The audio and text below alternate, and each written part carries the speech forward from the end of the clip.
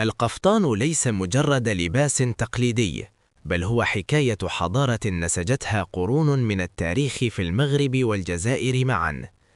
هو قطعة فنية ولدت في فضاء مغاربي واحد، حيث تشابكت الثقافات وتلاقت الأذواق، فصار القفطان جزائريا ومغربيا في آن واحد دون تناقض أو صراع. في الجزائر يعكس القفطان فخامة البلاط العثماني ودقة الحرفيين وغنى التطريز اليدوي الذي يحكي عن مدن عريقة مثل تلمسان والجزائر العاصمة.